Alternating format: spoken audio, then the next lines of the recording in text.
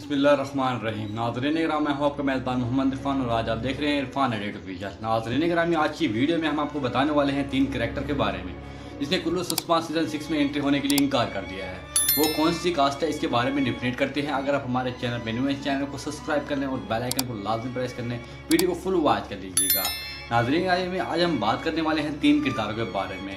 Number 1 पे आता है करासी पे, नंबर 2 पे आता है यकूब पे। नाज़रीन कराम, इन 2 किरदारों ने कुल्लूस उस्मान को ज्वाइन करने से दोबारा से इनकार कर दिया है, यानी सीज़न 6 के अंदर काम नहीं करेंगे। और नंबर 3 पे आता है नाज़रीन कराम, एमरे सीज़न 6 के अंदर एंट्री को नहीं करेंगे, यानी सीज़न 6 पे इसने अलहदी इख्तियार कर लिया है, यानी अब 3 किरदारों की इस सीज़न में एंट्री नहीं होगी। यानी नंबर 1 पे आता है यकूब बे, करासी बे और यूनिस एमरे। नाज़रीन ग्रामी, ये किसी और ड्रामे में कास्ट करने वाले हैं, यानी सीज़न 6 के अंदर इनका बिल्कुल भी रोल अदा नहीं किया जाएगा, या शायद इनकी जगह पर कोई और किरदार लेके आया जाए। नाज़रीन ग्रामी, 2 कास्ट और भी ज्वाइन कर ली गई है कुल्लूस उस्मान, यानी सीज़न 6 में आपको 2 किरदार और भी मिलेंगे।